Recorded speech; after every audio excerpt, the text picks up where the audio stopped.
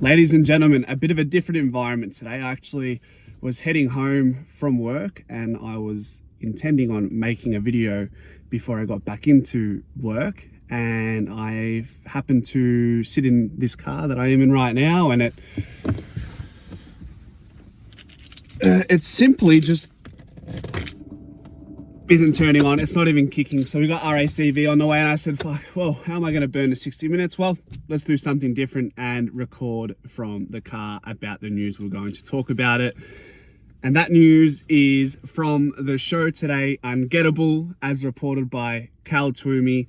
Collingwood are expecting Jack Buller to nominate Collingwood as his desired club to play for in 2026. This is the key forward, 199 centimeters, quite young.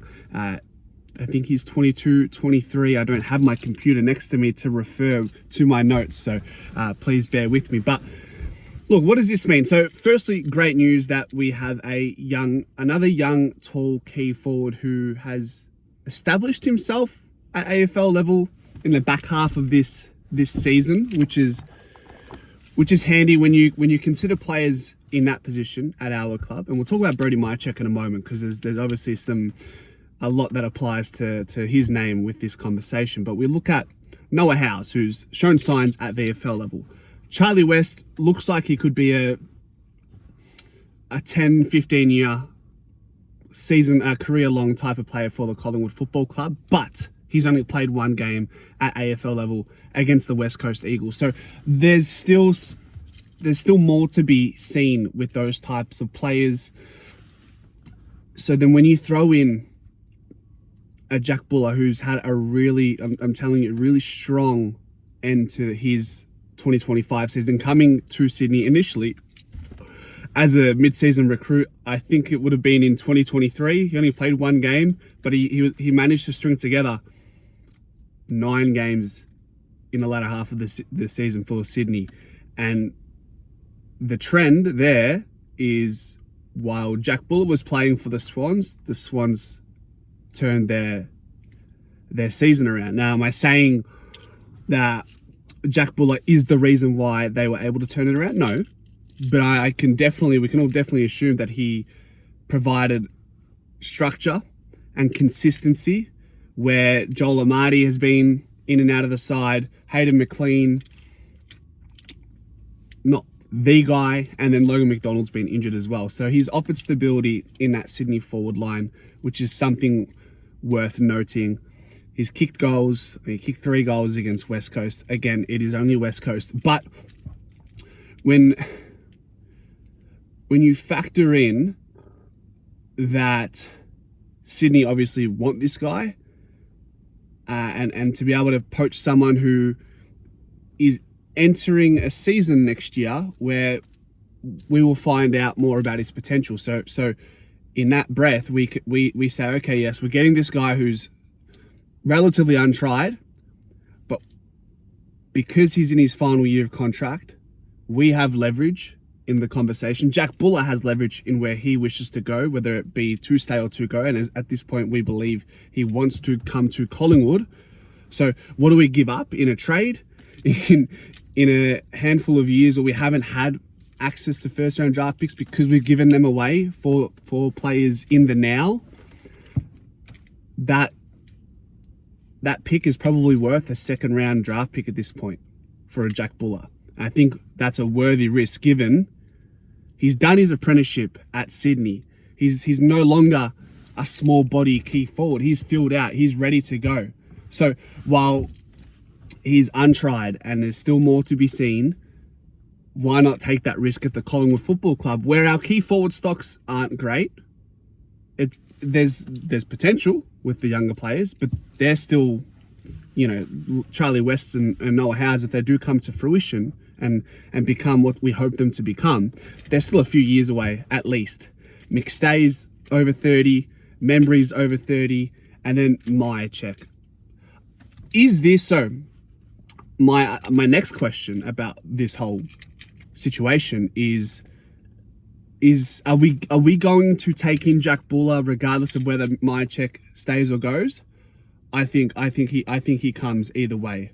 He'll be served as a just in case Myercheck leaves. But even if Myercheck stays, we know this guy's young, and he's going to be pushing for a position that Myercheck obtains right now. And given that Myercheck is 33 next year, if he does stay at the club, it's a 2-year contract.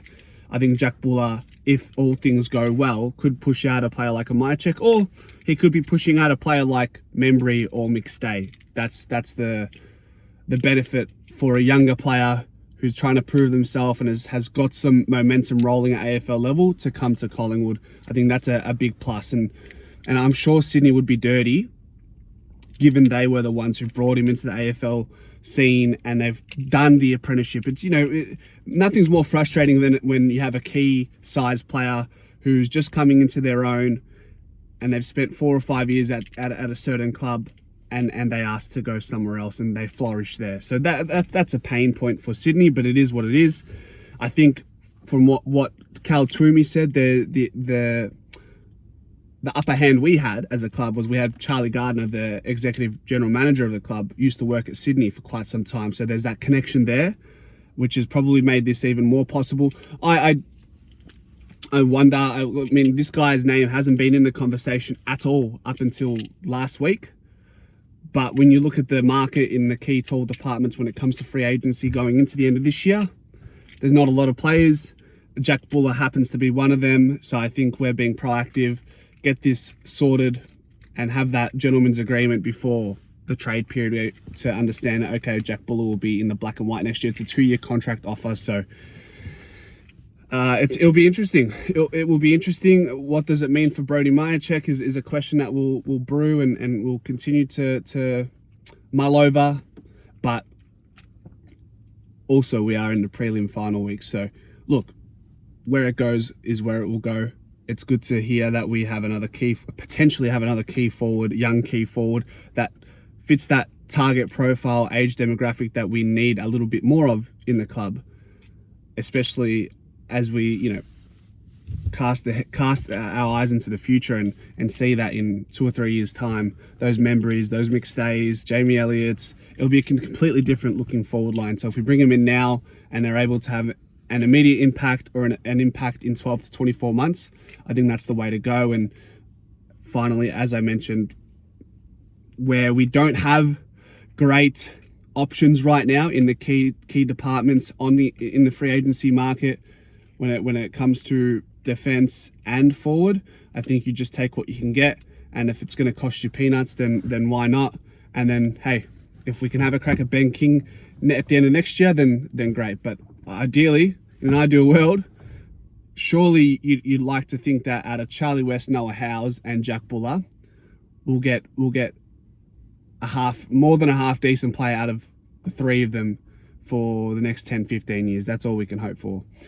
What are your thoughts? Let me know in the comment section. And thank you for bearing with me in this new foreign environment. I'm painfully waiting for RACV to arrive, but it is what it is. So thank you for keeping me busy for 8.5 minutes.